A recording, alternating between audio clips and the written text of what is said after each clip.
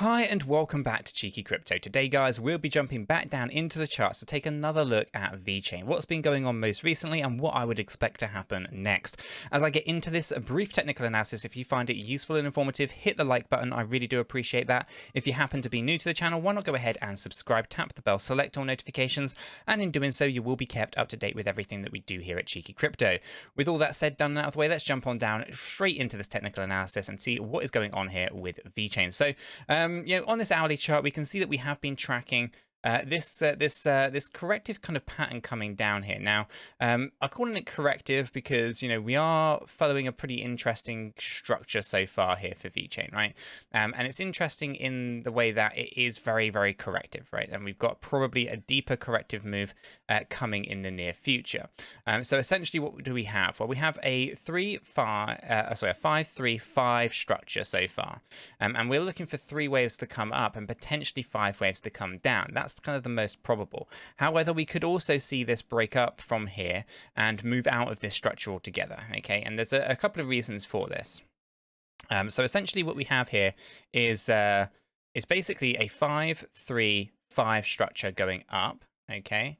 Up into this really good high point here. Now, we have broken down out of the impulsive structure. So this was actually looking as a wave 1, wave 2, wave 3, but now it's actually just a 5-3-5 structure. Now we've got the same kind of structure, but appearing down. Okay, so again, we've got 5 waves. We'll look for 3 waves to come up afterwards, and then probably 5 waves to come down after, right? So we are talking about a push up, then a big pull back down on Vechain, right? So there's going to be some potential opportunities to kind of buy and to sell, and then obviously to buy back again later, right? Essentially, because what I'm looking at here for Vechain now under this new formation is basically a 5-3-5 structure, and we're going to count all the micro movements so that we can take advantage of any micro trades that we want to do. But essentially, we are of course talking about some kind of corrective play. This could be a big A, this could be a big B wave. Then we pull back down into a big C wave, okay? So there are some lowers coming here for Vechain, and I think this comes in pretty much in line with what Bitcoin is doing, as in we have a big A wave going down on Bitcoin, we'll have some kind of bounce going up for Bitcoin, and then there'll be some kind of pullback down again on Bitcoin, okay? So essentially we're going to be following exactly what Bitcoin does here with Vechain. So there's some opportunities in that. Now, as I come into this, we can see here that we've had a pretty good move coming up. Okay, so again, we have this as an ABC move, but it actually could potentially just be a 5-wave count coming up and then 3 waves coming down. We're not necessarily seeing the right kind of structure for 5 waves up here, so I'm going to just call that 3 waves because there isn't a huge definitive 4th wave in here anyway. So what I will do is I'll mark this up as a bigger kind of play so you get an idea. We have the A, B, and C. I think we'll eventually end up just pushing a little bit higher on. Okay, we take a look at this. We are potentially having some kind of smaller ABC right now, and then a bit of a kind of pull up. That's kind of how I look at the smaller movements here. So if I pull this across, we move that over, and this gets us right into that 6.3 range, right? So right up in there, a little bit higher than 6.2, but not as high as the 6.5, which is the potential high point for that wave 4. Okay, then we'll pull back down, and we should be looking for 5-wave structure from that high point. We should be kind of seeing this kind of pull back down into some kind of 5-wave structure. This should end somewhere between 5.187 and 5.489, and then we look for a larger kind of reversal and a bigger ABC upwards, okay, from there. That's kind of what I'm looking for. Now, of course, it's possible that we actually just start to see this pullback now. There's not a good 5-wave structure appearing here in the same way that we have had previously, so we should be thinking about pushing up first. But ultimately, we're right inside that little box there for the 4th wave, so we kind of met the requirements of the 4th wave already. And wherever this does land, it will change where this 5th wave lands at the moment. But for the most part, we are talking about 5.187 to 5.489. Okay, so that's kind of what is going on here on our hourly chart, right? Pretty straightforward. Now we take a look at the stochastic RSI. We're just pulling that down a little bit here. I'm not overly too problematic with this. I think we're just going to kind of bounce around in this range, and then start to see that structure come down eventually. Okay, so that's kind of what we're looking for here on Vechain's hourly. So the stochastic RSI on the hourly is okay. Now the 4-hour is heading up into the overbought area. So again, this will start to see this fifth wave come down soon. Essentially, once we're overbought and the momentum is kind of taken out. The 8-hourly chart has plenty of room to grow, right? So this pullback is going to take us back down, and then we'll pull up quite nicely, I think, into a larger A wave as Bitcoin bounces up. Okay, so we're not quite there with Bitcoin, and we're not quite there with Vechain. Now on the daily chart, if I just bring that up, we can see that we're oversold, right? So what do we actually see here going on with this structure, right? So if we start thinking about what an impulsive structure looks like, so we know that there's a C wave here has an impulsive structure, right?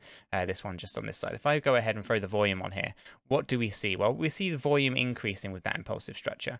Now we have this impulsive, we're not going to call it impulsive because, I mean, it is following the 5, 3, 5, 3, 5 structure. Okay, so it's an impulsive structure, but it's also just a 5-wave count. What do we see? Well, we see the volume dropping. So what is this telling us?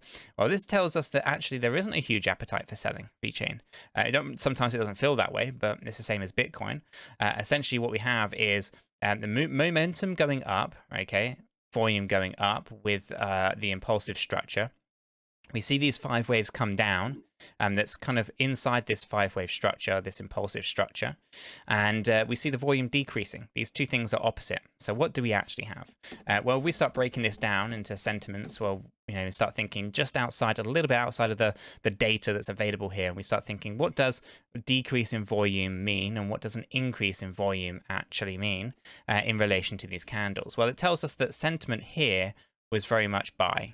Okay, Bitcoin was going up to those points where it was kind of considered less bearish. And as Bitcoin's pulling back down, so is Vechain, and the volumes are decreasing, and this tells us that the sentiment is not to sell. Okay, and basically you have this usually mapped out inside the waves. Now for Bitcoin, this 5-wave structure going down on Bitcoin is all corrective. It's a string of corrections all pulled together, 3-3-5s, 5-5-3-5s, and all that kind of stuff. It's possible here that actually what we have is a 5-3-5 structure, and we're about to break that. And if we go higher than 7.464, that structure is broken, and it is a 5-3-5 structure. Okay, rather than a 5-3-5-3-5 structure. And that's important distinction between knowing what is an impulsive trend, or what is a trend, and what is corrections, right? So really good to kind of see the volume really playing out here. This basically tells us that people don't really want to be selling too much of this, and they actually want to see this move on up, and there's more of a hodl mentality than a sell mentality. There is, of course, traders who will be taking advantage of the movements up and the movements down and all that kind of stuff. So you will find little bits of volume and all that kind of stuff. You'll also find leverage traders getting liquidated and all that kind of stuff as well. But okay, so outside of the volume, what else do we see? Well, we see a stochastic RSI that's oversold on this daily chart. Last time that we were in this kind of range, where what actually happened, well, we moved from this B wave to the C wave high, and the time before that we moved from the oversold area of this low wave C to the A wave high. What do we actually have in terms of percentages on this? So we obviously like to back things up with a little bit of facts here. That's a 47% move, okay, and that was kind of the lower one there. Okay, so if we were to bounce up, that's kind of, you know, it's got about 35% maybe. If we want to go and invalidate that structure, it's going to be higher than that.